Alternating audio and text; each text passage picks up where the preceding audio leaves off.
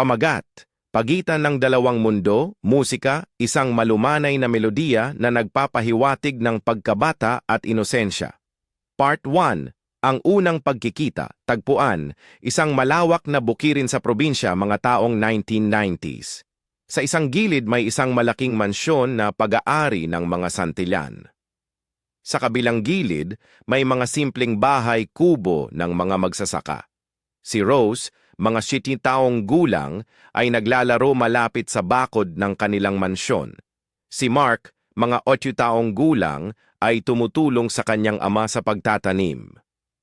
Scene 1. Tunog ng mga huni ng ibon at malumanay na ihip ng hangin. Rose, bata. Nakaupo sa damuhan, naglalaro ng manika. Ang boring naman dito, walang kalaro. Nakita ni Rose si Mark na nagtatrabaho sa bukid. Rose, bata. Sumigaw. Hoy! Ikaw! Anong ginagawa mo? Mark, bata. Napatingin kay Rose. Nagtatanim po. Rose, bata. Bakit ka nagtatanim? Mark, bata. Para may makain po kami. Rose, bata. Nag-isip. Pwede ba akong tumulong? Mark, bata. Nagulat. Hindi po pwede, ma'am. Baka madumihan kayo. Rose, bata. Sumimangot. Ayoko nang, ma'am. Rose na lang. At saka, hindi ako natatakot madumihan. Naglakad si Rose papunta sa bakod at sinubukang umakyat. Mark, bata. Nag-aalala. Ingat po, baka mahulog kayo. Nahulog si Rose, pero sinalo siya ni Mark. Rose, bata. Tumatawa. Salamat, ang galing mo. Mark, bata. Nahihiya. Wala po yon. Scene 2. Tagpuan, sa loob ng mansyon. Nagagalit ang ama ni Rose. Ama ni Rose. Rose, saan ka galing? Bakit ang dumi-dumi mo?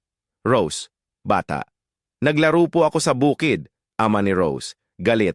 Hindi ka dapat nakikipaglaro sa mga magsasaka. Iba ang mundo natin sa kanila. Rose, bata. Umiiyak. Pero gusto ko pong makipagkaibigan kay Mark. Ina ni Rose. Pumagit na. Mahal, huwag mo namang pagalitan ng bata. Naglalaro lang naman siya. Ama ni Rose. Bumuntong hininga. Sige na. Pero tandaan mo, Rose, hindi kayo nababagay sa isa't isa. Scene 3. Tagpuan. Muling nasa bukid. Nagtatago sina Rose at Mark para maglaro. Rose, bata. Nagbubulungan. Buti na lang hindi tayo nakita ni Papa. Mark, bata. Nag-aalala. Baka pagalitan ka po ulit. Rose, bata. Ngumingiti. Ayos lang. Basta kasama kita. Naglalaro sina Rose at Mark ng taguan. Tumatawa sila at nag-i-enjoy sa kanilang pagkakaibigan. Musika. Nagiging mas masaya at nagpapahiwatig ng inosenteng pagkakaibigan. Scene 4. Tagpuan, sa bahay kubo ni Mark. Nagdadala si Rose ng pagkain para kay Mark. Rose, bata. Inaabot kay Mark ang basket. Para sa inyo po, ina ni Mark. Nagulat. Naku, Ma'am Rose, hindi na po sana kayo nag-abala. Rose, bata. Ngumingiti. Ayos lang po, gusto ko lang pong makatulong. Mark, bata. Nahihiya. Salamat, Rose. Kumakain sina Rose at Mark. Masaya sila na nagbabahagi ng pagkain at kwentuhan. Musika, nagiging mas malambing at nagpapahiwatig ng pagmamalasakit. Scene 5. Tagpuan, muling nasa bukid. Nagpapaalam si Rose kay Mark. Rose, bata. Mark, aalis na po kami. Babalik na kami sa Maynila. Mark, bata. Nalulungkot. Aalis na po kayo? Kailan po kayo babalik? Rose, bata. Napaiyak. Hindi ko po alam, pero pangako babalikan kita. Nagyakapan sina Rose at Mark. Sa kanilang mga puso, alam nila na hindi sila magkakalimutan.